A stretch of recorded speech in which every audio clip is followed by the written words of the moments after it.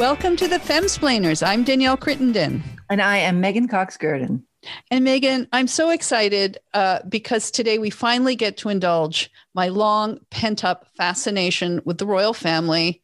As a scholar of the Daily Mail, as you know, Hello Magazine. Hello Magazine, that I rarely get to talk about my expertise on this program.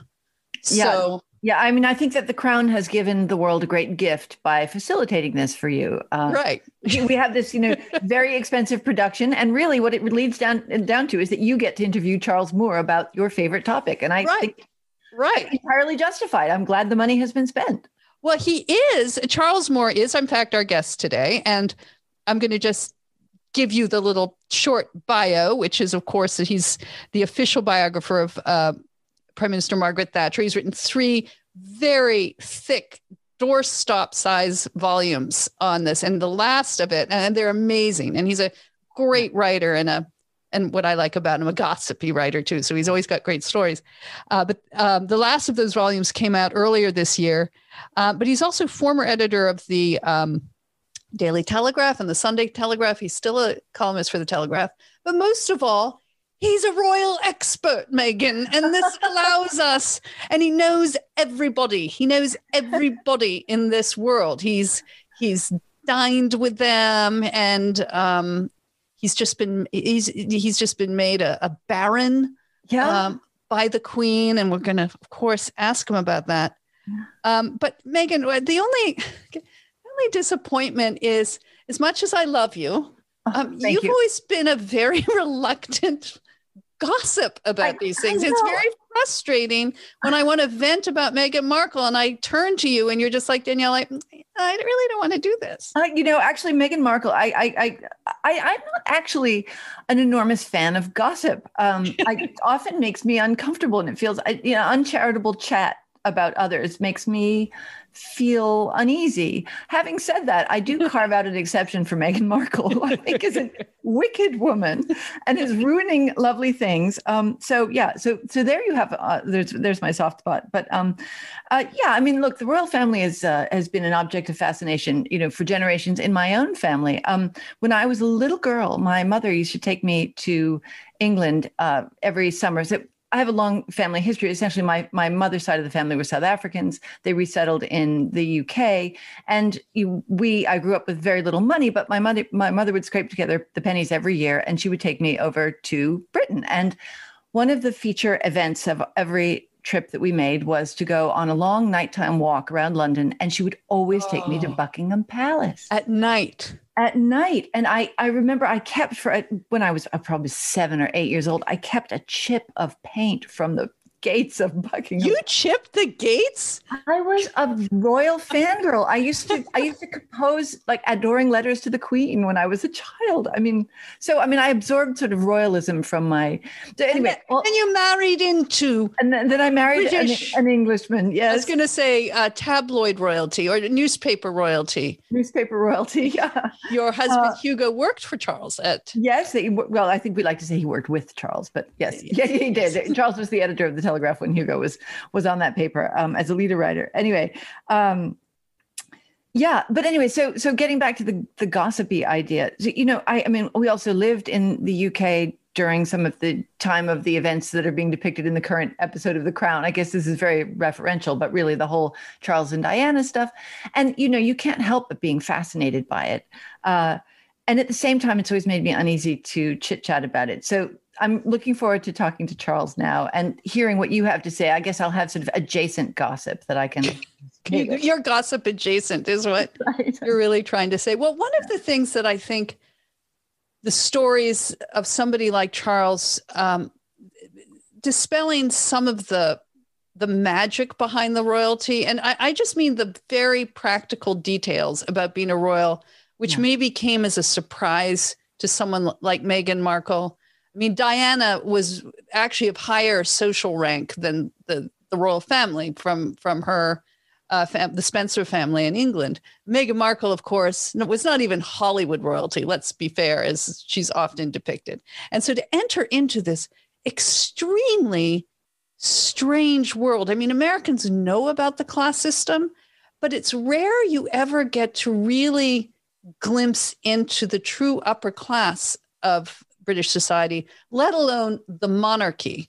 This is, I mean, the aesthetic difference is extraordinary. It's, what was it, George Bernard Shaw, who said that we're two countries divided by, or well, one people divided by, what was it? How did it go? Two countries divided by a common language. Yeah. And there's just a completely different expectation. I remember one of Mrs. Thatcher's ministers, Michael Heseltine, was famously put down as a man who has to buy his own furniture. Yes.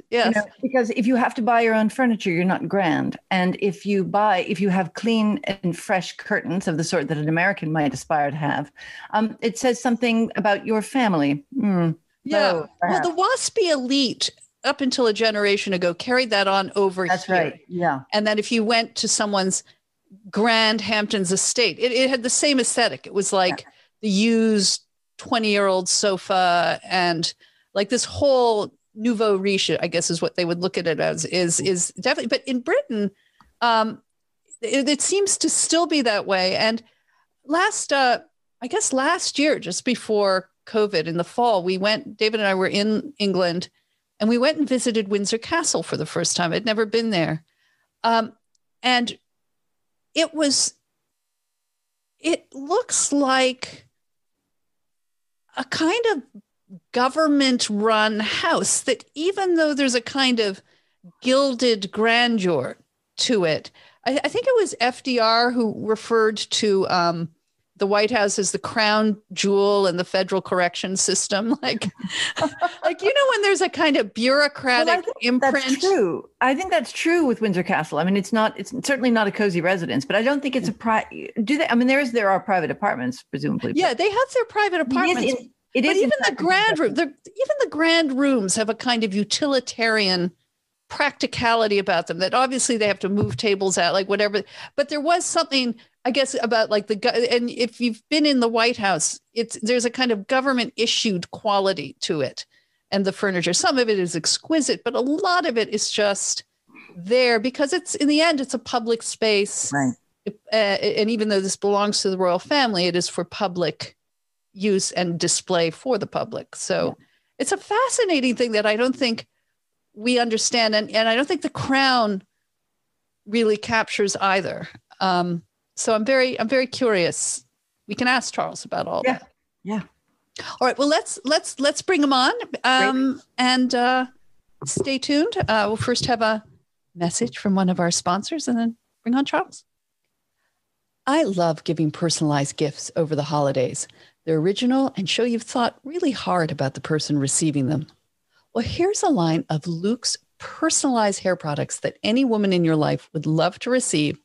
Although, to be honest, you will want these for yourself as well. The brand is called Prose. As we know, there's no one size fits all when it comes to shampoo and conditioner. We need products that are suited for our unique needs and don't leave us disappointed. But thanks to my personalized Prose shampoo and conditioner, I've fallen in love with my hair again, which, if you knew my hair, is pretty hard to do. Prose knows there is more to you than just your hair type. Prose has given over 1 million consultations with their in-depth hair quiz, which is how I got started.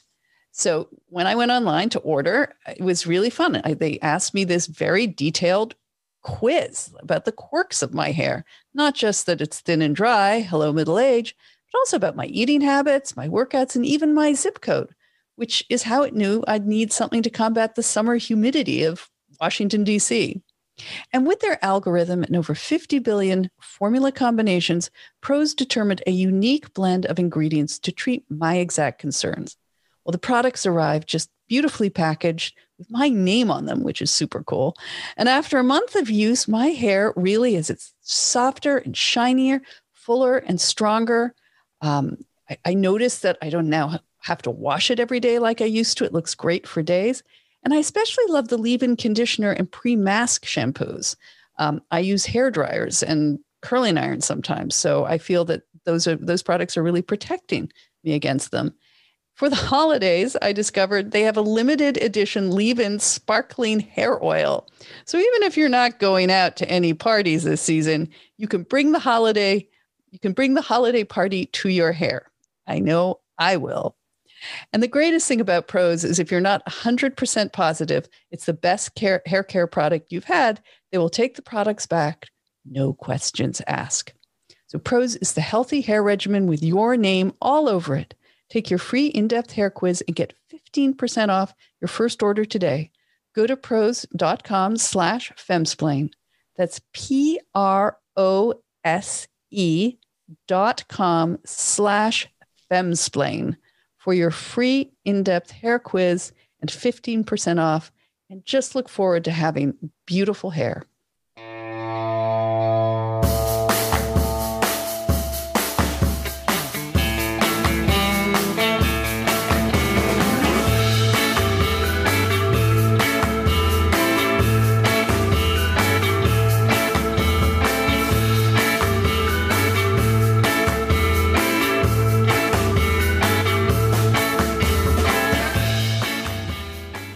Charles, welcome to the Femsplainers.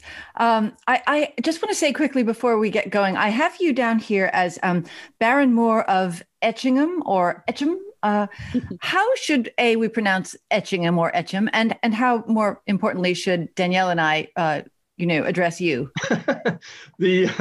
Oddly enough, you should pronounce Etchingham like Americans would, like Birmingham, Alabama. Oh, it's a strong ham. Etchingham. Okay, excellent. Which is a Sussex thing. Right. And you can call me what you like. Buddy. Oi. Yes, buddy. Lord, would you strictly be, because you got your Baron title from the Queen fairly recently, like in the past few years? Like, when did you get? Oh, no, a couple of months ago. Oh, so it's really recent. Yeah. Oh, so are you getting more respect from the villagers of Etchingham? Do they require you? Luckily, they are pleased that I asked for the title to come from here. That's right, because you get to choose, right? When you're not like an inherited baron, where your name would come from your property. Yeah. When you're knighted by the Queen and you don't actually have. Well, no, I'm not knighted. I'm ennobled. Yeah. So which is a bit of a swizz in as far as the Queen goes, because if you're knighted, she puts the sword on your shoulder, but she does nothing whatever if you're made a peer. Oh. Okay, so does this make you a lord? She does make me a peer in a formal sense. So I have a letter patent saying that I'm her right trustee servant or something, but I don't have the honour of meeting her for it. Whereas if you're knighted, the sword comes out. Right, and ideally remains on your shoulders and doesn't move horizontally. But does this make you a lord? So then what you're basically... Yes, it does. So we call you Lord Moore. You can if you want to. Meghan, I think that's our answer. I've not me lord. We don't give me lord. Not me lord. but apart from villagers, Charles, do you get respect from your wife excessively now, or from your children, or anyone else in your life? Does it change how it feels to be you? My children, under the system of nomenclature, my children become honourable. Oh, nice. So our son is thrilled to be honourable, which he would never otherwise have been. And especially since you generally think of him through his childhood as dishonourable, that you're now a very good boy. Well, Charles, this is so handy too that you've now become a baron, because it just gives you more expertise on. We kind of fooled you into thinking that this was going to be a very high-minded conversation about the incredible 3-volume biography of Margaret Thatcher. And in fact, you were supposed to be on the show in March, and of course that got canceled with COVID. So I had the honor of watching you via Zoom just last week, speaking to the British Embassy, and you had like Henry Kissinger among your Zoom audience. I just want to give you a trigger warning. This is not going to be in any way like high-minded.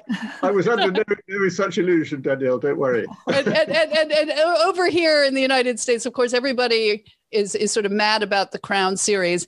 And so I just wanted to begin for our American audience to clarify. The Crown is based on real characters, right? I think it's 100% real characters, but they're not always really presented. Now, the fascinating part, you wrote a column in the Telegraph actually coming out and saying that the portrayal of Margaret Thatcher, you wrote, is the only convincing performance I've seen of Margaret Thatcher as prime minister. And given that there is a lot of questions about how accurate the depictions are, tell us about how real is it? How accurate is Margaret Thatcher in this? I need to qualify it, actually, because since I said that, somebody's introduced me to the performance of Patricia Hodge, and which I think is frightfully good in a particular play about the Falklands. So I would slightly retract what I said. But I think the Gillian Anderson portrayal is very good at one important thing, which is Mrs. Thatcher's deep seriousness and iron will, that sort of tension that's driving her forward all the time. And she can't be deflected. And I suppose with that also, actually, perhaps there's a second thing, which is this Margaret Thatcher rising in the world and therefore feeling like an outsider, both as a woman and as a child of a small town grocer rather than, a grandee. And she's moving into the highest circles and she feels that strongly. She feels a certain tension and unease about that. And that's depicted with the Queen. I think that is well depicted by Gillian Anderson. What she misses, I think, is, first of all, development. Mrs. Thatcher was Prime Minister for 11 and a half years, and she's completely the same in The Crown at the beginning as at the end. Yes. She changed tremendously. She changed from being sort of almost quite shy to being very, very confident and more regal, really, towards the end. And that was a big alteration. And secondly, she doesn't get any of the sort of charm of Mrs. Thatcher, which was real. Because the thing about Mrs. Thatcher was she was very electric personality. So though she didn't have a sense of humour, when you came into the room and she was there, you got sort of excited and amused. And she would act up to her own caricature, actually. She loved sort of a bit like a sort of cross-dressing comedian in some ways. I sometimes thought we used to have a comedian in Britain called Dick Emery, and who always acted women, and he'd say, "Oh, you are awful, but I like you," and he'd bang you with his hand. and there was a sort of tiny element of that with Mrs. Thatcher. She'd sort of tease men, and she'd say, "Oh, you look so tired. I must give you more to drink," or something like that. And she'd flatter you, and she'd sort of play up to her role. And of course, that sort of ludic quality, which I think she did have, though she didn't exactly she didn't understand what a joke was great fun being with her, and that didn't come across at all in the Crown. So I will, if I may say, Hugo, my husband and I, Hugo, Charles, the two of you worked together, and we were never successful in watching any previous sort of series of The Crown. I always found it a bit embarrassing. I think he also did. This one, however, I'm very grateful to you for giving me an excuse to start watching it, because I do find that this current episode this season dealing with Mrs. Thatcher and Princess Diana and all the drama of that time is really quite compelling. But there was an early depiction of Mrs. Thatcher going to Balmoral and confronting the royal family in their lair, as it were.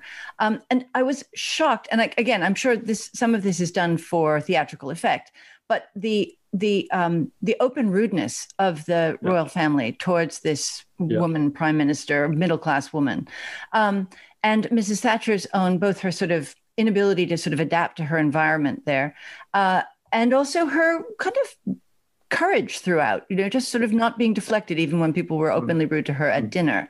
Do you think, from your experience of her and your knowledge of the royal family, was that kind of tension as sharp as we see it in this? No, I think the first half that you identified is completely wrong, absolutely false, about being rude to her. Would have been unthinkable. Yeah. The second half that you mentioned about Mrs. Thatcher's sort of combination of unease and dignity is basically correct, though of course it's exaggerated. Right. So she was uneasy staying at Balmoral. She was uneasy with the Queen in the early days, certainly, because she was worried about being the other woman. It's very difficult for her never happened before. Head of state and head of government are both women. Same age, almost exactly the same age, coming from very different places. She, contrary to what plays and films love to show, which is Mrs. Thatcher lecturing the Queen, it's almost the opposite. I don't mean it's the Queen lecturing Mrs. Thatcher. I mean, the reality was that Mrs. Thatcher was deferential and anxious and formal and correct in the presence of the Queen, and would never, ever start an argument with her. And of course, the Queen wouldn't start an argument with her. And I think the problem, if there was one, was a certain constraint between the two. So particularly perhaps in the early and middle days, so that the Queen obviously likes when she has this weekly audience with her Prime Minister. It's a formal occasion, but it's occasion with only those two people in the room, no private secretaries, no notes, no tape recorders, nothing, no agenda. So what she likes is frank person-to-person conversation where information is exchanged and thoughts and so on. Mrs. Thatcher, I think, tended to treat it like reading out the programme for legislation in the House of Commons. As Queen Victoria used to complain that Gladstone, one of our greatest prime ministers, the Queen Victoria said, he speaks to me as if I were a public meeting. And there was an element of that with Mrs. Thatcher and the present Queen, in which she would sort of recite things that were going on, but there wasn't very much ready interchange. I think that's more what it was like. Mrs. Thatcher would be very anxious about things like whether she should be wearing gloves or whether she'd wear the same clothes by mistake as the Queen and therefore look rude in some way. And not allowed to ask the palace what the Queen is going to wear for a particular occasion. And the palace has quite a polite reason for saying that. It says the Queen doesn't mind what you wear. But of course, you can't quite feel that. You're not going to show up in your workout clothes, are you? No, well, of course, Mrs. Thatcher's problem would always be the opposite. Mrs. Thatcher always dressed up to the nines. Yeah. At absolutely all occasions. So if anything, and that was a problem at Balmoral, not at the audience, but at Balmoral, she would have no idea about country clothes. And in fact, in the third volume of my book, there's a marvelous picture I got off Andrew Parker Bowles, the former husband of the Duchess of Cornwall, which Camilla. He took of the Queen and Camilla, which he took of the Queen and Mrs. Thatcher at Balmoral at this annual prime ministerial stay. And it's a lovely picture because Mrs. Thatcher's in a very smart tweed suit, but it's actually too smart for freezing Scotland. And the wind is blowing her hair all over the place. And the Queen is in a sort of classic, looks more like a sort of old-fashioned housewife with a headscarf, which holds the hair in place in the wind, and stout, sensible shoes and rather thick stockings and a sort of slightly tartan skirt.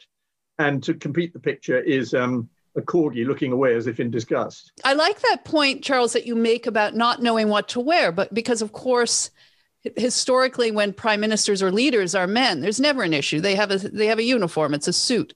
And for a woman, it's one thing to know, we've gone through it over here with not ever obviously a female president, but women in power, Hillary Clinton, they choose a kind of uniform for themselves, a pantsuit. But suddenly to go with the Queen to meet another female head of state to whom you can't say inferior, right? But you have to dress in such a way to anticipate what she's wearing and yet not knowing what to wear. And so I want to talk a little bit about Margaret Thatcher as a woman and the issues that she faced as the first female prime minister. You wrote in the same article for The Telegraph, which I loved, you wrote, at the core of the Crown's portrayal of the Queen-Thatcher relationship is its odd, interesting parallelism. Two mothers who both dote on sons, Andrew, Mark, whom the rest of the world tend to find underwhelming. Two women who share seriousness, hard work, Christianity, and patriotism, and have grown up together in years, though apart in milieu. And two leaders whose roles and characters lead them to respond to national problems in completely different ways. The Queen quietly seeking continuity, Thatcher pushing ceaselessly for change. This is a gripping story of woman power played out by two middle-aged ladies who never answered to the name of feminist. Can you talk about Margaret Thatcher, that lone figure in those parliamentary photos where all men, there's her, and what she brought to that world as a woman in power? Well, I think it does emphasize her very remarkable achievement because she was almost the only woman. I mean, of course, there were other women members of parliament at that time, and one or two in the Labour Party were prominent. None in the Conservative Party was of real importance until her. And everybody would have thought that this very male, old-fashioned party, the oldest political party in the world, etc., would not appoint a woman leader, and that the left-wing party would. But actually, they liked significant majority of them, when she challenged to become leader, liked her. And they liked the fact that she was a woman. Because what they said, first of all, a lot of them found her pretty and attractive, and one shouldn't underrate the importance of that. The sexual attraction of Margaret Thatcher was quite a big thing for a lot of men, obviously mainly older men. And then they thought they'd say all these sort of backbench, what they call knights of the shires in Britain, sort of old-fashioned Tory MP, would say, she's a brave girl, let's give her a go. And of course, she was very good at flattering them. And she loved, she did not believe in the equality of the sexes, Margaret Thatcher. She believed in the superiority of women, but she preferred the company of men. And what she loved to do was to excel in a man's world. And she understood that the way to do that was not to be a pretend man, but to be a strong woman. So she would therefore try to assail every male bastion, but do it with a sort of charm and flattery rather than a sort of, you're so awful. I mean, she could be jolly rude about men. She wasn't usually rude to a man as a man, but she was would often be rude in her generalizations about men. So she would say, men talk and women act, that sort of thing. She also understood how her political appeal could come out of being a woman, because what she said was, and she used the sort of language you couldn't use now, she said housewives understand the reality of economic problems, and in particular inflation. They have to manage the household budget. All these men for years and years have fooled you about economics by throwing jargon at you. They've got it all wrong and they don't understand the reality. Women do. And there's a brilliant specific example of that. Stop me, by the way, Danielle, if I'm going on too long. No, not at all. It's fascinating. There's a brilliant specific example of that. When she stood to be leader of the party before she became prime minister, somebody dug up an interview with her in an obscure journal in which she said that because of inflation, she would buy goods when she didn't immediately need them because the price would go up later. And so her opponent, the prime minister, the leader, Edward Heath, his people seized this, and they said, this proves she's a hoarder, which was a terrible thing to be because of wartime experience of shortage. And she's a hoarder, it's dreadful. And all Mrs. Thatcher's aides said, oh, this is a disaster, you've got to get out of this. You're going to lose if you get out of this. She said, no, I want all the press to come into my kitchen. And she said, come along. And it's a brilliant picture of her opening the door of her larder. And you see the things that are in it, like all the horrible things that people used to eat in the 1970s, like tinned peaches and dried peas and things like that. And the point she's making is, I'm not a hoarder, I'm a prudent person. I haven't got some terrible secret stash of things here. I've just got things that were at a good price, which I've now got in my larder ready for when I might use them. And once again, men they're attacking me, they don't understand that this is a reality for women in Britain in an age of inflation. What I'm doing is a sensible thing to do, and millions of people do it. So out of this, she could spin her own character and a sort of practical economics, a sort of let's get back to basics, let's understand the reality, and from that, let's learn to fight inflation and the other problems like trade union power and so on. Well, I think that's what I loved about what I read that you'd written, that you recognize that women bring these different qualities to, so the Queen would never have to worry about what's in her larder, but there is a kind of practicality that women bring to problems. And it's fine for you all to say, talk in abstract terms about inflation rates, but, what is this going to mean for, and a much better grasp about that. You also talked about her sexuality, which for those who just saw her from afar or on TV or read about her, it seems baffling. And yet the late Christopher Hitchens, Charles, I don't know if you ever met him. Yeah, of course. Yes. Yeah. I once, years and years ago, I was editor of a publication, and I commissioned him and David Brooks to write, you couldn't commission this anymore, which women do you find sexier, left or right? And David Brooks wrote from the right that he found left-wing women sexier. And Christopher Hitchens wrote that he found right-wing women sexier.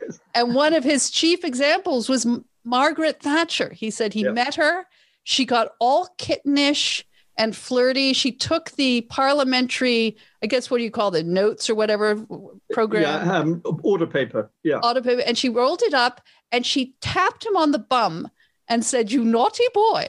And he was... Yeah. And didn't there's that wonderful line of Mitterrand's, right? That what was it? Mrs. Thatcher had the eyes of Caligula and the lips of Marilyn Monroe. Yes, that's right. Yeah. Those French men. And she, you see, responded to Mitterrand in kind because she'd say, "He knows how to treat a woman." Of course, I don't think she did know really how he did actually treat women, but because she was always very innocent, and this was actually part of her flirtatious charm in a way that she was. I think she had quite strong sexual feelings, but she wasn't sort of being a bad person. But so this made it rather easy for the men she liked flirting with. It wasn't sort of dangerous, but it was oddly enjoyable.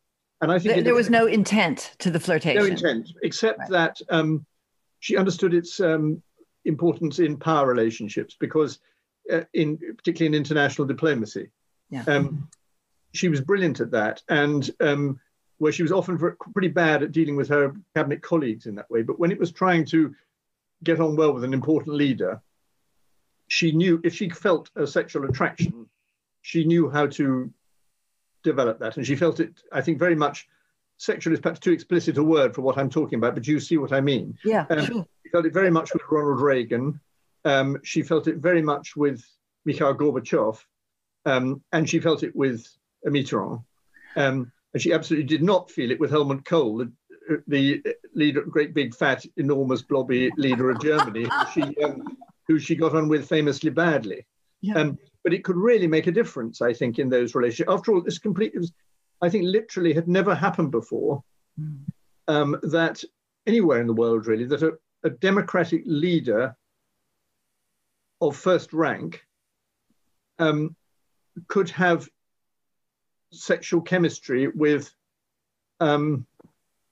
someone of the opposite sex who was also a democratic leader of the first rank, or indeed a political leader of the first rank of any description.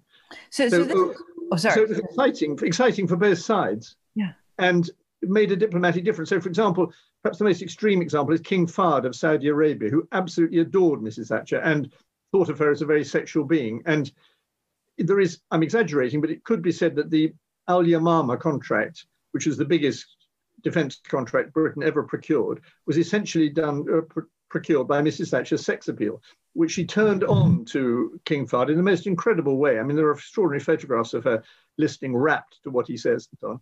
And he was constantly going on about how beautiful she was and asking to see her again. And it was important. And she had a mixture in that of calculation and of actually just really enjoying it. So that's men. What about with women? How did was there any chemistry, any charisma, any mutual appreciation, or did she have sort of chilly relationships with women? What was that side of her life? I think she had chilly relationships. I think she had chilly relationships with women who were potential rivals, and who were roughly her age. Not always, but it was some tension there and a tendency. The famous thing is her handshake. My wife, for example, would testify. Obviously, we weren't her age, we're not, but same point. If you met Mrs. Thatcher in a receiving line at a party at number 10, there's a sort of handshake, which is like a judo throw.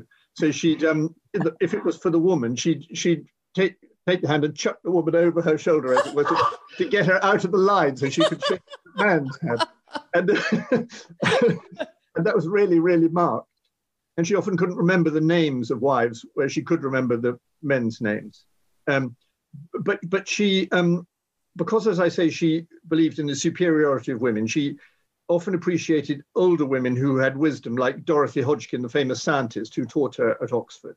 And also she liked younger women who helped her.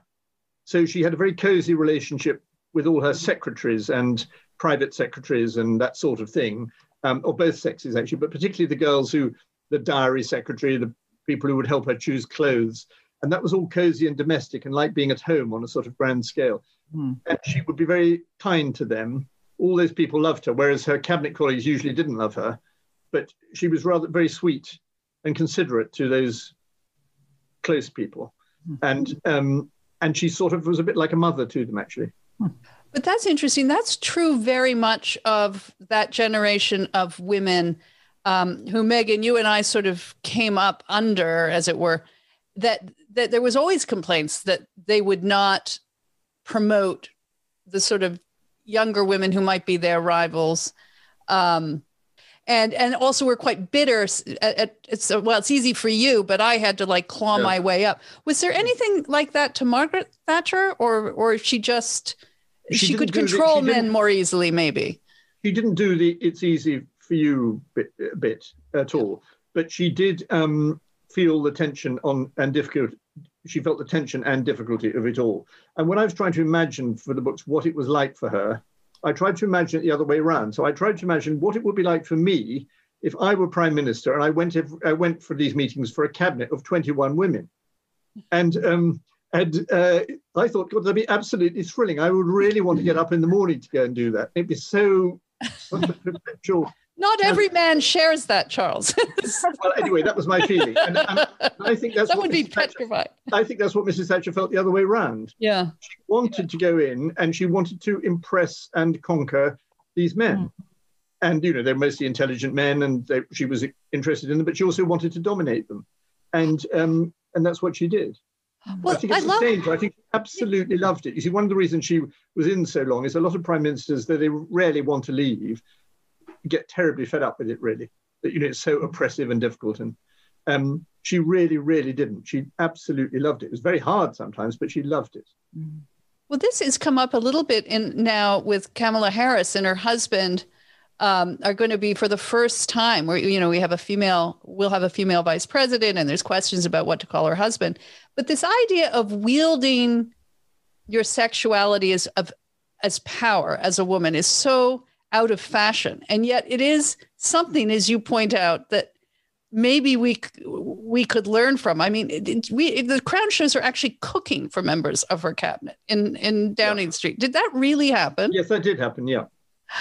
Because under the British system, almost no provision is made for the state to pay for your food, for example, in number 10 Downing Street, unless you've got a formal dinner with guests. So you don't have a chef on hand for you. You have to come home and...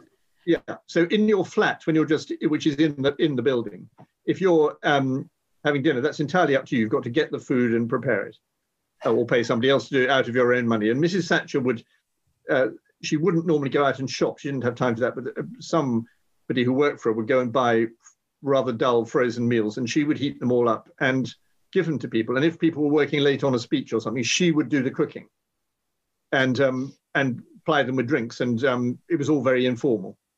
Well, to that end, can you talk about then the role of Dennis? Because he didn't cook for her like that. He didn't really like eating very much, Dennis. He liked drinking. So I remember him saying to me, really, I just pushed the food around the plate. Cosmic obloquy from her. And he liked, gin and whiskey and so on. But what could maybe Kamala Harris, I mean, her husband, Doug Emhoff, has been a successful lawyer. He's not older and richer and from a different class that doesn't seem to exist over here than Dennis was from Margaret. But this is a new role over here. Second gentleman, I think they're calling it. Second dude. Second dude, second gentleman. So what do you think somebody like Kamala or Doug could take away from the relationship that Margaret had with Dennis and the role of the man?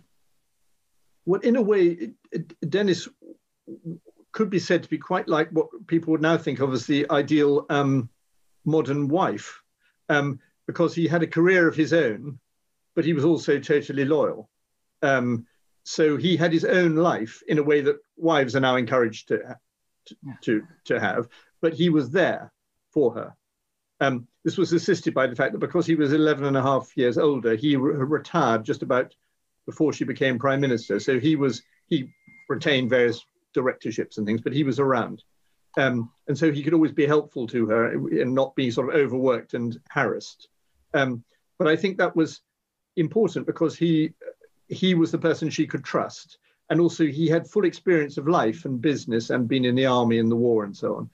So could draw on wisdom, which she respected, and sort of common sense.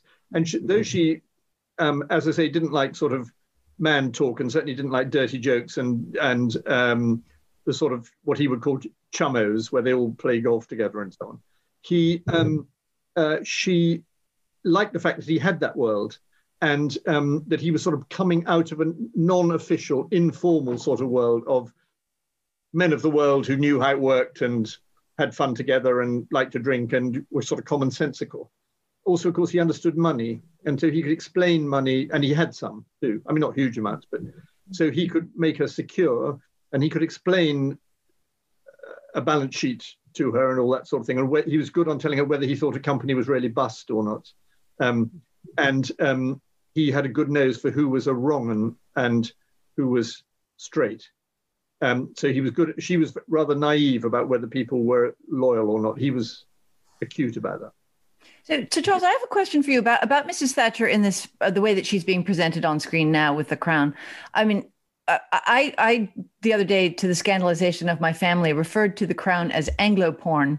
But there is, as you know, over here, great interest in all things UK. Is she back in the popular sort of mind now in the UK? Are people there watching the show? Is it, are people sort of going back to the Charles and Diana early days? Is any of this sort of renaissance happening over there? Yes, it is. And of course, there's a lot of controversy, quite similar. I mean, your press and media have been good, actually, in better than I thought they'd be, because they seem better informed than they might have been, actually. So they've actually picked up a lot of the things that are probably wrong about the crown, factually wrong. But essentially, very similar debates are taking place in Britain, I would say. And in the case of the attitude to Mrs. Thatcher, of course, it tends, as always with Mrs. Thatcher, to reinforce each time whatever you thought in the first place. So, because she has many detractors and many fans, and that continues. What I think is coming through, which the Crown happens to appear at the same time, is we've had quite a long period now where political leadership has been incredibly difficult.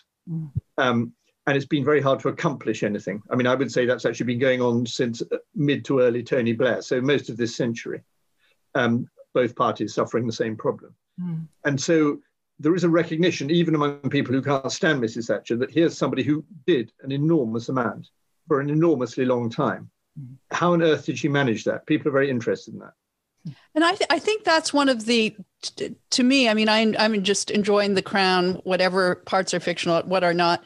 But one of the things that really comes through to me is almost zero credit for what Margaret Thatcher did during that time. And she was she was very similar to Reagan. I think some over here might try and compare her to a character like Trump, but it was much more Reagan, that both in their time were loathed by so many people. They were seen as selfish and harsh and too reckless, with trying to negotiate about nuclear weapons. And now, and in The Crown, Margaret Thatcher, they sort of show you London and England at the beginning of her tenure, which would have been 1979, right? She became head of the party at 75. And then at the end of it, you're unaware, according to The Crown, that anything has happened. The fall of the end of the Cold War is coming. All that progress she made, the economy of England. Yeah. Yes, the political bit about Mrs. Thatcher in The Crown is very ordinary, standard leftist semi-rant, really. It's better on her as the personality, the woman struggling, and the uneasiness and the ambition and the drive. That's good. That's pretty good. But it just gives, for example, there's an absurd scene. Forgive me, I don't know what's been broadcast yet, but there was a true incident of the most extraordinary kind when a sort of almost vagrant man got into the Queen's bedroom. Yes. And he's shown giving a sort of sort of more or less Labour Party speech about how wicked Mrs. Thatcher is. It was very articulate. What was his name? Michael Fagan. Fagan. It was like a Dickensian with name. the poor Queen nervously sort of under the sheets, waiting for him to be taken away by a footman. It's an absurd speech, but I think we're supposed to take it seriously. In fact, we clearly are, because then the Queen says, somebody later says, well, he was a madman or something. And she says, but in a good way, like the fool in Lear. Yeah. First of all, the Queen is notorious for not having the slightest interest in Shakespeare. And secondly, she doesn't have this that sort of mind at all. She wouldn't have been thinking that there's something marvelous about being a wise fool. They'd have a sort of common sense attitude of, could this Tassin man be removed? And poor lady would have been frightened, of course, if suddenly some got into your bedroom. So the whole thing's completely ludicrous, and that's a way that I think obviously the programme's not about Mrs. Thatcher and her time in office, but it would be more interesting and showed much more development if you'd moved from, which we did, from a time of tremendous economic backwardness to a series of jolting but largely successful changes. Okay, I've got another original holiday gift idea for you from one of our sponsors. And I'm not joking. This one is truly original. I'm giving one to every member of my family, and it's, wait for it, a personal taser from Axon. Because when you care for the people in your life, one of your primary concerns, of course, is for their safety. But for many of us, having a gun in our home or on ourselves doesn't feel safer. Guns carry unnecessary risks for you and those around you. And even pepper spray can harm you as much as an attacker, or just often ineffective. Taser products are safer and easier to use. Taser's line of non-lethal self-protection devices are small and lightweight enough to carry with you or in your glove compartment or in your purse, and yet they're powerful enough to incapacitate an attacker. They use an electrical charge to immobilize attackers for up to 30 seconds, allowing you time to escape, and they send a 911 emergency dispatch to your GPS location. So you just shoot and it calls the police for you. More than 237,000 lives have been saved with the Taser network of devices, apps, and personnel. Protect yourself and your family with Taser's line of smart self-defense products. Taser is available without a permit in most U.S. states. You can get the Taser Pulse Plus or Taser Strike Light at taser.com with promo code FEMSPLAINERS. Save 15% now at taser.com using the promo code FEMSPLAINERS, spelled T as in Tom, ASER.com, promo code FEMSPLAINERS. Restriction apply. See site for details. Yeah. Okay. So then let's now talk about the Queen, and not just Margaret's relationship with her, which we covered a little bit. You wrote, you got actually a little bit of hot water for this, Charles. You suggested that Olivia Colman, the actress who plays the Queen, has a distinctly left-wing face, which once you said it, I thought, yeah, but I don't even know. I know what you mean, but I have no idea what that means. And you had doubt about her ability to play the role of the Queen for that reason. Yes, it was. I was a little surprised by how annoyed people got, because I thought if you were left wing, you'd be pleased to have a left wing face. So what's the problem? Well, that sounds like my late stepfather used to say. He has a kind of face that you just want to punch. And I think when you say you had a left-wing face, that might sort of set off alarm bells in people. But tell us about you. I mean, you, especially now that you're a baron and presumably will be going to dinner all the time with the Queen. Doesn't work like that. So tell me, how queenly is the Queen? Where does Coleman's where does it differ? Where do you see the key? Well, what I think I meant by the left-wing face, as it applies to acting the Queen, yes, is that the left-wing idea of the world is that first of all, you're entitled to feel resentment because you feel that powerful people are oppressing other people, and this is dreadful. And so there's an air of edge to the way you look at things. And secondly, that you believe in a certain sort of truth-telling, in which things like dressing up a lot or being very formal or putting on a front is a sort of dishonesty.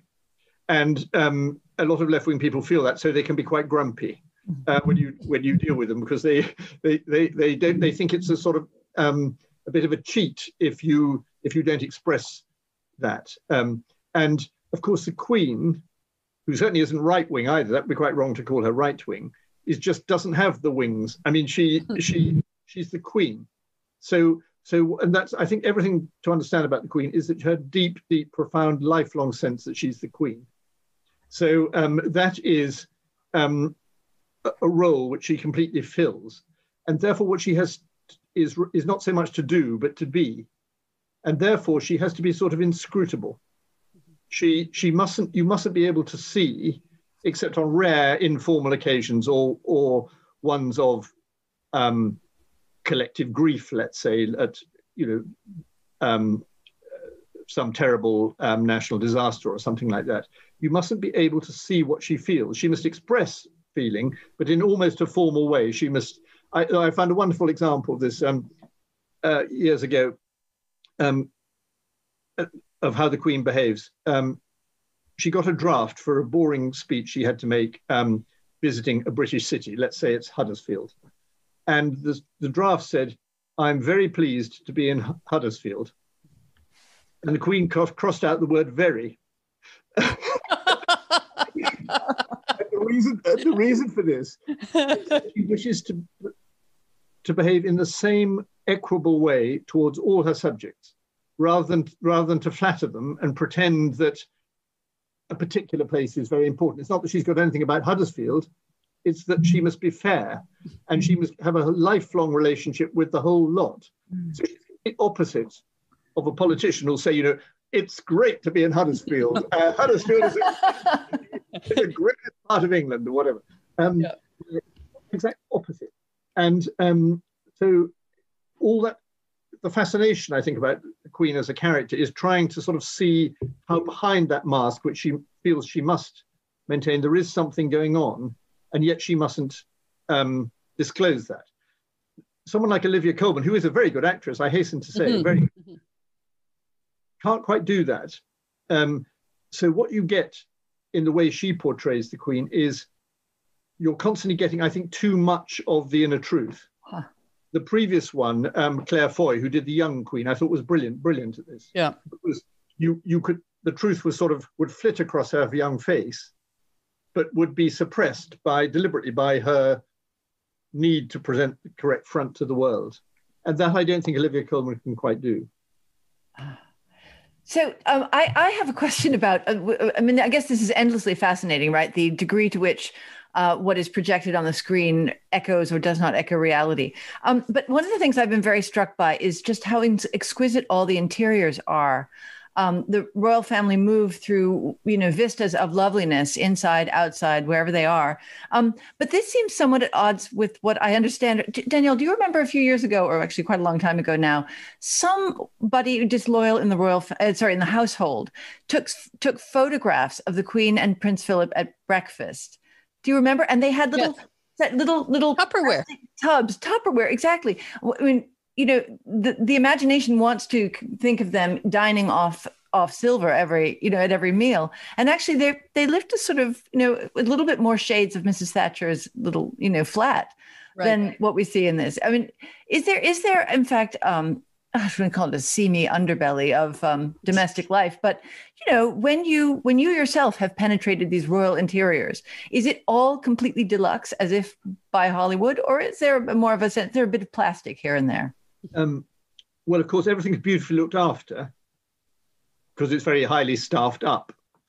But I think the Queen in particular and Prince Philip have quite austere tastes.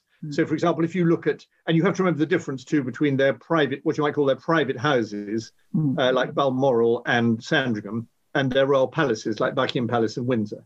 And if you look at the private houses in particular, they show that austerity. So photographs of the, I've never been to Balmoral, but photographs of the rooms will show where the Queen's sitting, quite often there'll be a sort of 1-bar electric fire of the sort of thing which we all had to put up with. I mean, before I was born, in austerity times. The space heater, yes. Yeah. Whereas you could have sort of lovely, elaborate, roaring wood fire. Yeah. But the Queen would like that sort of simple, slightly sort of old-fashioned mid 20th century attitude, whereas of course Prince Charles would be quite different. So everything would be exquisite with Prince Charles. Everything would be very carefully shaped and considered, and what ought to be organic would be organic, and what ought to be antique would be antique, and there'd be sort of the Prince of Wales's arm stamped into the butter and that sort of thing. The Queen, I think, really doesn't notice those things much, and is very much a child of the 1940s in that respect. And I believe that's true of Prince Philip too. So I know we're getting lower on time, and I kind of want to power through just some of the other characters, as it were. Let's get to Meghan Markle. Okay, yeah, I've got her lined up. But I want to you just mentioned Prince Philip. And I think most Americans would know, even over here, he's just known for his crazy gaffes and sense of humor. And, I think on his 90th birthday, maybe it was the Telegraph or one of the newspapers, just did a whole list of outrageous things Prince Philip has said. And in The Crown, he's like the most priggish, correct character. You never see a flash of humor. No. Between them. Can you tell us a little bit about the real Prince Philip? Actually, it's not quite true that about the Crown. I mean, I think they got more of the charm, though they were also quite unkind in the early portrayals when he's a glamorous young man. I think it's true in the more recent one that you don't have the humor. It seems sort of quite pompous and stuffy, which it really, really isn't. I mean, the whole point about him, I think, is that he's rather intimidating, but that's because he is not stuffy. So he's very direct, and he finds it hard to understand that people will be frightened because he's so direct, because he's Prince Philip. He speaks like a sailor that he was in the war. He was a gallant sailor in the war. I'm sorry to put you on the spot. Do you know offhand, can you remember any of his famous, I should have looked them up before having you on, Prince Philip-isms? No, but I've experienced one or two myself that aren't famous, but it sort of illustrates the point. I mean, once I've found myself sitting next to him at a dinner, and somehow the subject of retirement came up. And I said, I'm sure an active chap like you would never want to retire. He said, what do you bloody mean? Of course I want to retire. Can't wait for it, etc., etc. And actually, he's only just managed it in the last 2 years. He's 27. But it's that sort of thing. And he would be shocked, I think, if he thought that people were intimidated by that because of his grand position. It's because he doesn't sense that grand position, that he just speaks to you man to man. I think the other thing you have to remember about him, he's a man of real ability. I mean, he was a very good sailor. He would have been, and it's the most extraordinary sort of dislocated background from which he came, sort of a man without a home, a royal prince, but without a home, without a country. He lived in all sorts of different places. He spoke all sorts of different languages. His father was a playboy on the Riviera. His mother was an Orthodox nun, chain smoking, and it was just completely extraordinary. And when he came in, he was absolutely nothing like what had been experienced at the court before. And because of the war, they were anti him to a large extent because he was German by background, and though he's theoretically Greek, but in fact by family German, and he's just different. And he would have been, if he hadn't married the Queen, he would have been head of the Navy or whatever. He's a real natural leader. He's a man with great capacity of knowledge.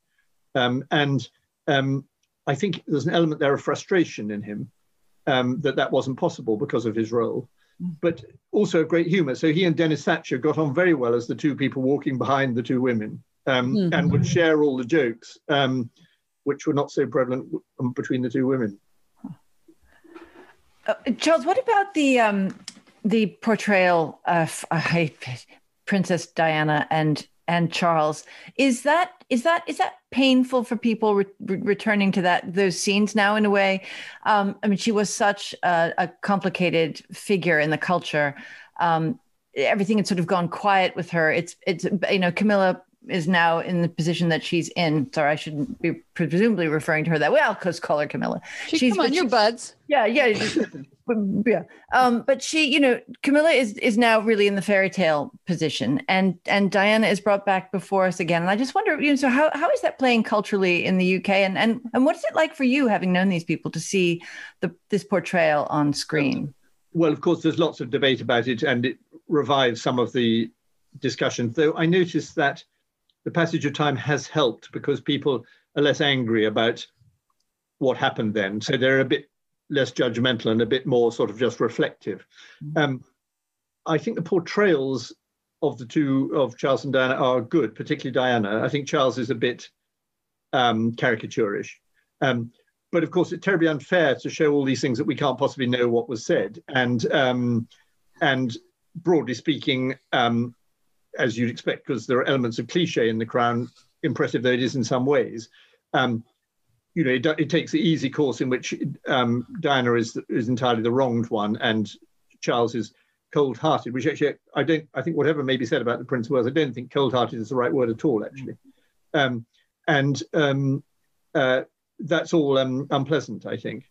I think Diana's very cleverly acted, because she's not actually super beautiful like Diana, the original Diana was, but she gets that sort of look and that the beguiling quality. And I think this is a complete invention, a justified invention by Peter Morgan, the author, of the first scene when they meet when she's a teenager, when she's dressed up to act Puck in Midsummer Night's Dream. And I think it's a brilliant idea, because it's sort of very playful. Yeah. And that's how she was, this very young girl was flirting with this prince. And I think it's clever, very cleverly done. And I don't object to that sort of fiction. There are elements. I think Camilla, actually, obviously she's she's in the role she's in. People are not going to approve of that, but I think she's actually rather well done in a sort of way. I think a certain sort of practicality and warmth and patience and humor and lack of pomposity, those are all qualities in her which come through in that.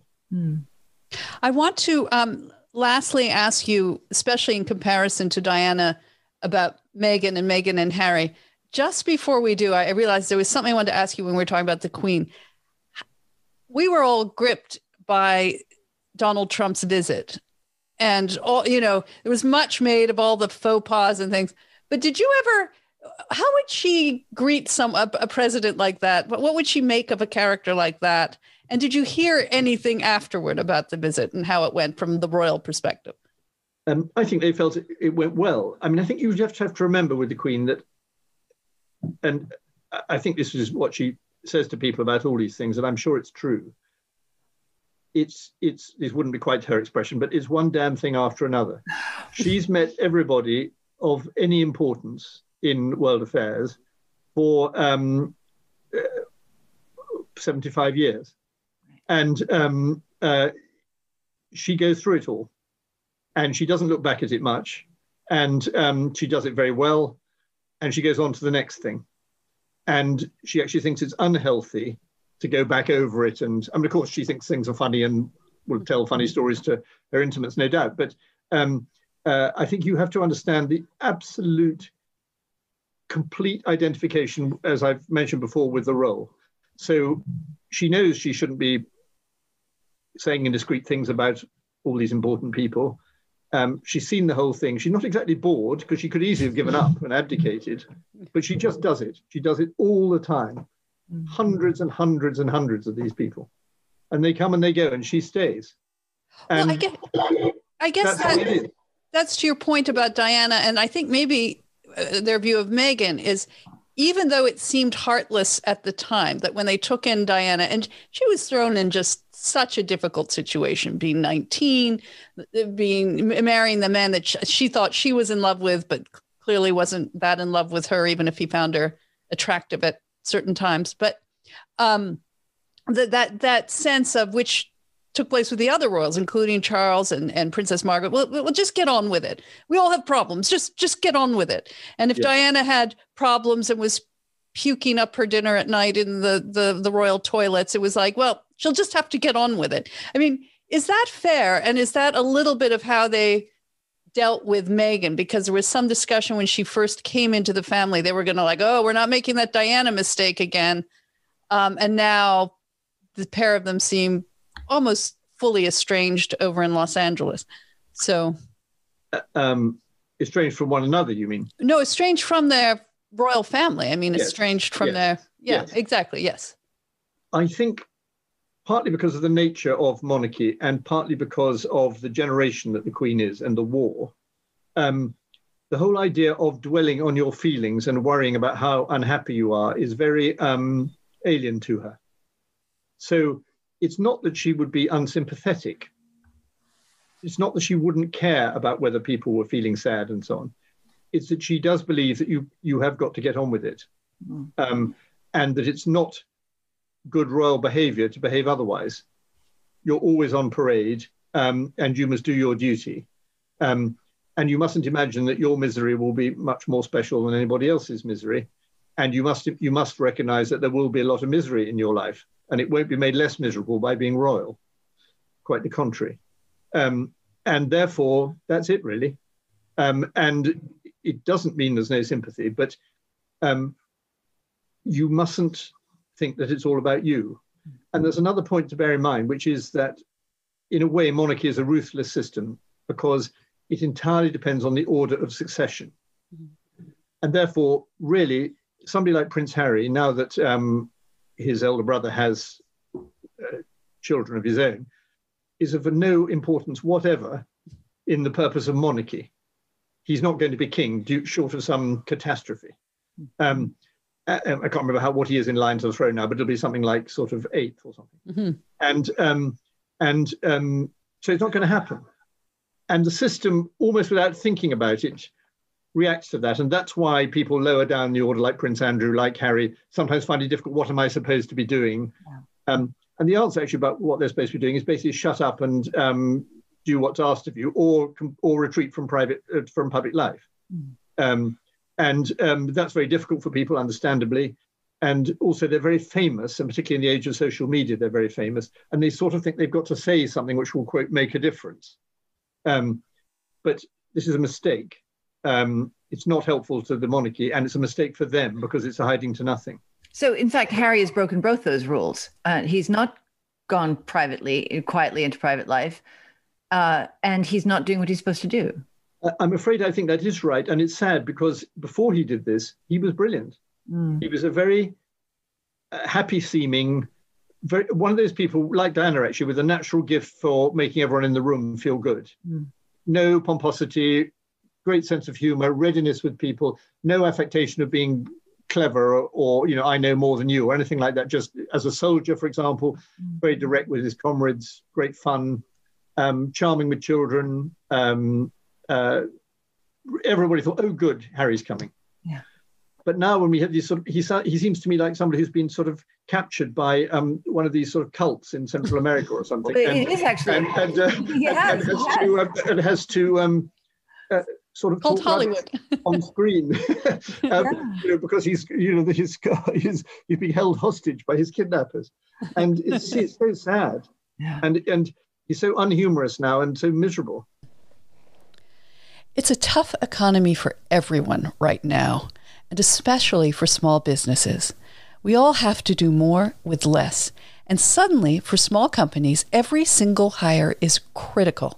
But there are fewer resources to find the right people. Indeed is here to help. Indeed.com is the #1 job site in the world because Indeed gets you the best people fast. Unlike other sites, Indeed gives you full control and payment flexibility over your hiring. You only pay for what you need. You can pause your account at any time, and there are no long-term contracts.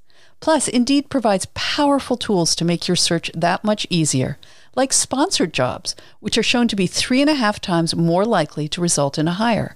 With 73% of online job seekers visiting Indeed each month, Indeed is going to get you the important hire you need, just like they have for over 3 million businesses. Right now, Indeed is offering our listeners a free $75 credit to boost your job post, which means more quality candidates will see it fast. Try Indeed out with a free $75 credit at Indeed.com/Femsplain. This is their best offer available anywhere. Go right now to Indeed.com/Femsplain. Terms and conditions apply. Offer is valid through December 31st. Do you have any sympathy for Meghan in this? I mean, she didn't last long. She seemed to take to the role very quickly, that have the carriage and the dress. And she excelled at heading up these charities and being glamorous. But then it just so abruptly changed. And she suddenly had to get the hell out of there, it seemed. Do you have any insight as to why that happened? No, I don't really. I mean, maybe she is just an actress and it was time for another role. It's possible. But I was very sad. Most of my cynical, small C conservative friends, as soon as they saw the thing, said, this won't last. It's all going to go wrong, et cetera, et cetera. And I said, no. I thought it was charming and lovely and the wedding was marvelous. And I thought Meghan was behaved very well in those early days and seemed like a breath of fresh air and all those cliches, really. I thought all of those. And unfortunately, all my cynical friends seem to have been right. That she just didn't seem to have the stamina or inclination or whatever for this very punishing role, because it is very punishing. I think people find it very hard to understand why. But I think if you realize that all these things are for life, that sort of gives you a key to it. It's not a career. It's a life sentence with no remission for good conduct. And is the tabloids really that? I mean, we know they're brutal and can be brutal, but as the recipient of it, like a Meghan or a Diana, do you think she was bullied out of the role, or do you think the press was? I don't. I mean, the tabloids can be utterly, utterly horrible, but actually, what's forgotten is that they gave her the most tremendous write-up. Yeah. You know, when she came along and when she got engaged and got married and things, there was ecstatically good publicity, including in the tabloid. Obviously, there were one or two things like the difficulties with her father that got publicity, but no, it didn't have to be the way it ended up. It really didn't.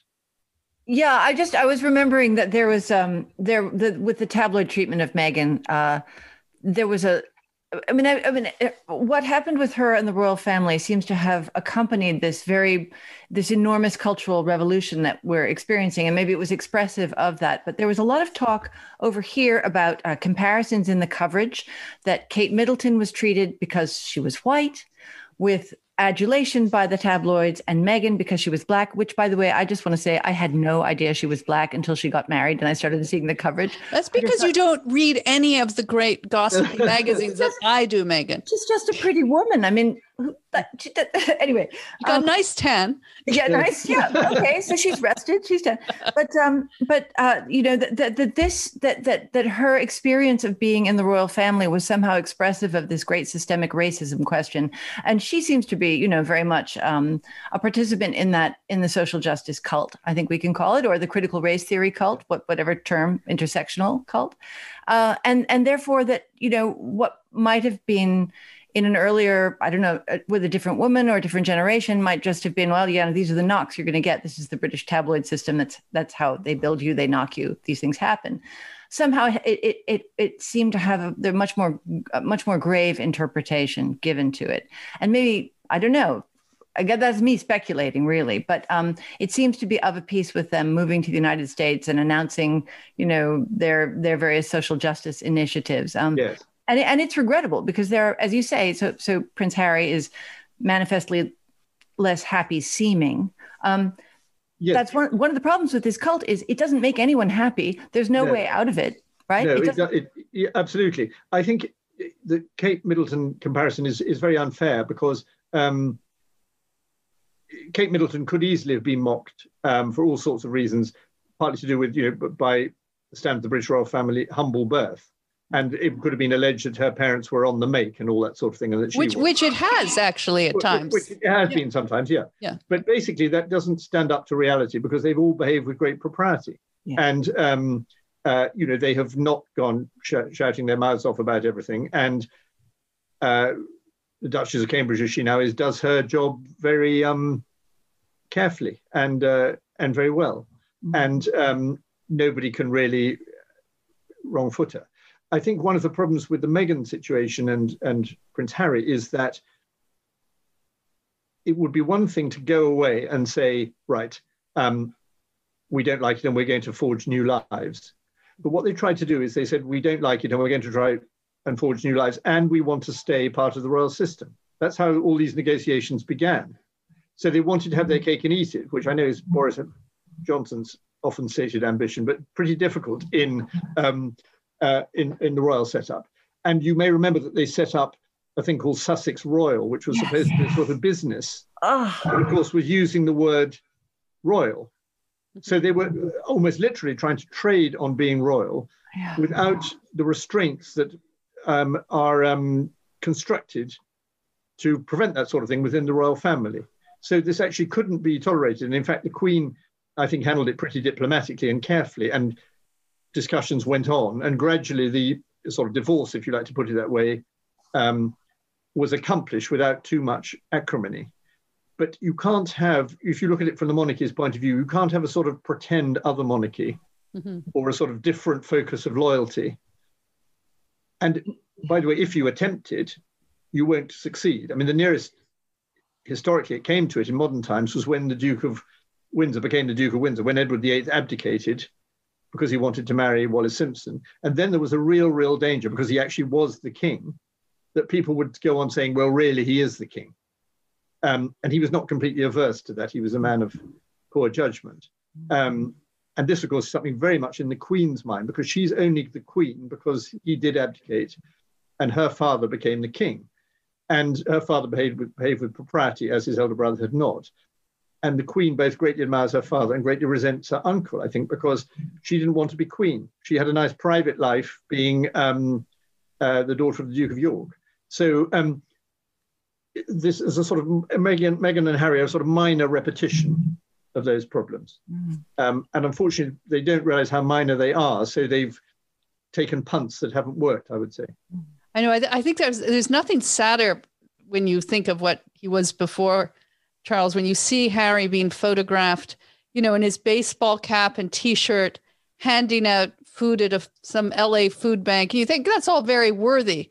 But when you think of what the power both of them had to do good under their previous royal patronages, plus he's been separated from all his military duties. Yeah. It seems, a vast come down, even though they're living in this crazy mansion. As though it's the sort of Sarah Ferguson over again, coming to the United States, desperately trying to raise money. Yes. The other point to make, perhaps, is that, of course, though people greatly resent being inside the royal net because it's so restrictive, it also is a big protection. Once you eschew it, you get into greater and greater trouble with the media. If you were royal, or if you are royal, but you put yourself outside it. This happened to Diana very much. She suffered more and more, as this famous row about the Martin Bashir interview that's come up now, when she left the system than when she was protected by it. And I'll give you a personal example about poor Sarah Ferguson. One day her memoirs came out, and at the same time, a book about her came out. By this time, she was divorced from Prince Andrew. And we ran stories of a very plain kind about her in the Telegraph that day. And she rang me up in tears about our stories. And so I was on the phone to her, and she was literally weeping. And she said, why does your reporter say I'm sick? And I said, I'm terribly sorry, but I don't think he does say that. Could I just check what it says in the paper? And what it said in the paper was, it was a quotation from Fergie. And it said, at this point, I reverted to pumpkinhood, brackets, sick, SIC. So, ouch.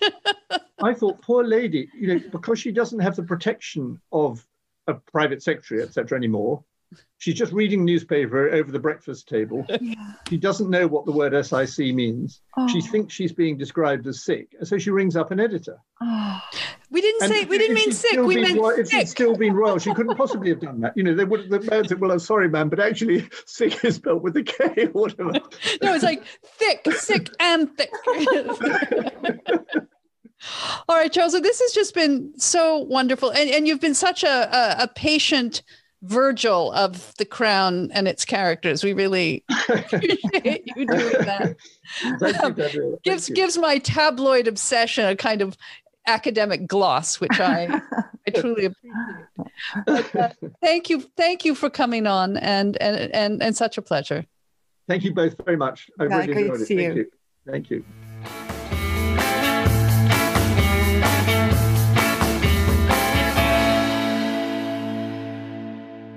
Well, see, Meghan, we did get you interested in your doppelganger, Meghan. You are kind of intrigued by her and that dynamic. I am, in the way that you are, sort of drawn to something awful happening on the side of the road, and you can't help but slow your car down and look. It is. I mean, I was really thinking, not really so much to talk to Charles about this, but with you, at our age, roughly mid-50s, we were alive and able to watch. That's fake news. Sorry. No, but I mean, the sort of tragedy that's played out with Meghan Markle and Prince Harry, and if you see it as a tragedy, which I do, which is the alienation of this young man from his home and his culture and his family, and he's isolated in. Where is it? LA that they live? Yeah. Yes. No, Meghan. They moved to Santa Barbara, actually to Montecito, to be specific. Thank you. See, I don't know, but I'll footnote that for you. But all of this has been, not so much foretold. It's all been. We've seen it before in a slightly different form. And one of the things that was really striking about, that whole era of the royal family during when Princess Diana was alive and involved in the family, when Sarah Ferguson married into the family, and all the hijinks that the two of them got up to one way or another with the media cooperating, and also, being bitten back by the tabloid press, that whole spectacle, all that drama, provided a wonderful object lesson in how, if you were a young woman marrying into the royal family, how to get it right and how to get it wrong. And, I think Kate Middleton, I don't know what lesson she has taken, but it seems to me she's taken exactly the right lesson from what took place not so long ago for you and me, but a long time ago for a younger woman like Meghan Markle, let's say. She saw that dignity and propriety are rewarded and expected, and learned how to conduct herself in a way which is really quite impressive, I think. I mean, she does for the royal family what is needed. She's doing a beautiful job of it. Now, that example was also there for Meghan Markle, for any other aspirant to the family. And yet, unfortunately, she sort of more followed the Fergie line, which is to try and make a quick buck. No, I mean, I shouldn't really be pronouncing it this way, because I'm not. Well, she needs to make not just a quick buck, but a quick, cool bazillions of bucks, because of the lifestyle that she's determined to lead. I mean, one of the things we talked about at the beginning, and also with Charles, about it's not as grand as you think it might be, especially in the loftier circles. And if you've come from LA and are used to a kind of Four Seasons lifestyle where, I mean, maybe it wasn't what she expected in that level. And then the constraints upon her, right? She didn't suddenly have oodles of money, that she was provided for, her home was provided for. But I'm sure they resented being held to account that remember, there was an uproar when they renovated it. And they had every reason to renovate it, but it was an uproar because they used taxpayers' money to upgrade their Frogmore cottage on the Windsor estate where they had wanted to live. Right. And then they now had to pay it back. But there may be I can't imagine being an outsider to that world, let alone an American actress.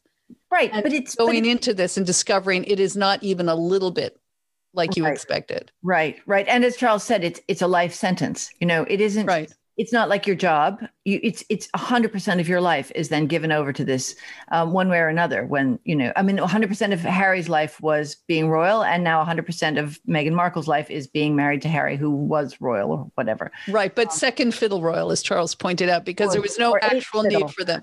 Eighth fiddle. Eighth fiddle. That's right. No doubt. It's I guess the thing that just seems so tragic to me is that it was the misery that has resulted was entirely avoidable. It wasn't as though no one had ever married into the royal family and had a difficult time of it. It wasn't as if the difficult treatment by tabloid media has been experienced by no other person in human history. Right. And Kate got her share of it. Kate was, people forget, but when they temporarily broke up and then she was called Weighty Kate, there was a lot of, stuff poured upon her head, which she managed to get through. Right. No, I perhaps should have more compassion. It must be confusing and hard, and to have all this, to have an idea of yourself and then find that it's not valued in the new society. But Britain it's a foreign country, right? You don't go to a foreign country and expect people in a foreign country to comport to your idea of how life ought to be. That's what people do in your country. This is true all over the world. Wherever you go, you pick another country, they may speak English, they may speak something else, but orientations are different, ethoses are different, habits of home decor are different, whatever. And it's wise to be alive to that and respect it and not expect that everyone else is going to reconfigure themselves for our pleasure. I could, of course, talk about this topic endlessly. I could have made this a whole 3-parter, given Charles's. We could have just started from the beginning. My one takeaway before we end is, not my one takeaway, but one of my takeaways is the wielding of sexual power as a woman leader. And in a way, the Cold War, he implied, was ended by sexual heat. That this idea that as a woman, you can use that power, and everybody knows it. Like I guess it's sort of the lost art of formal flirtation, and yet it sort of smooths the way for things. And it's something that Charles has talked about and written about at other times that she had with Reagan as well, that she had a crush on him. He was just such her ideal of what an American man should look like, and be like a Marlboro man kind of thing. Yeah. And that facilitated a very, very warm and productive relationship. Yeah. No, I thought that was really interesting as well. I think it is a little difficult when you see just still photography of Mrs. Thatcher. The hair is so extreme; it doesn't look at all sexy now. And Gillian Anderson's portrayal of her, I don't find that she exudes a lot of sex appeal, but maybe it wouldn't be designed for me anyway, right? But there it was, this sizzling, lips of Marilyn Monroe kind of thing. It's kind of wonderful, right? And I was just reading again in the tabloid press that Giscard d'Estaing just died, former president of France, and he wrote steamy notes and novels, believe it or not, about Princess Diana. He was just really mad for her. I didn't also know what a lechy guy he was, but apparently he was just mesmerized by Diana. All right. I guess we have to wrap this up, Meghan. Great pleasure. I'm so happy to have talked to Charles. It's so interesting. He's so plugged in and knows all. I know. Well, so we've got 2 more episodes for this season. Next week, Christina Hoff Sommers, the prodigal femsplainer, returns to the program. I'm so excited. We're going to be talking about history and sculptures, and we're interviewing the sculptress, if I can say that, of the famous Susan B. Anthony sculpture in Central Park that is now under such heat and controversy about being torn down. Oh. We'll talk more about that because it's not woke enough. It's part of these campaigns to, eliminate statues. And so we're having actually the artist come on and discuss that with Christina. And then after that, Megs, you return with our other co-splainers, Caitlin Flanagan and Irshad Manji, to do our, I hope, drunken holiday special. I'll do my best. And we'll time it, make sure it's at such a time that we can have wine or whatever.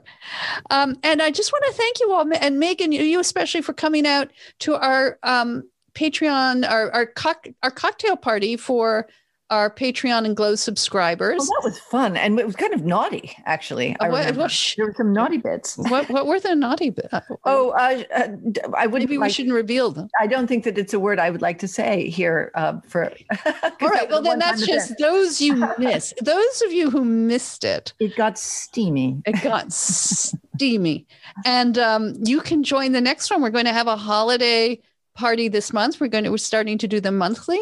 With co-splainers and our listeners, and we have a grand time. It's a real fun evening, and you just have to join. You just have to become a subscriber for, I don't know, it'd be nice, to pay $5 or $10 a month. That would certainly keep us really going, but $1 a month is fine too. And you get to join us and hear the questions too that were asked of Charles that are going to be on our special monthly last call episode only for subscribers. So that's it. Great. That's it. That's wonderful. all. That's all we have to say. Anyway, thank you, Meg, and we'll see everyone next episode.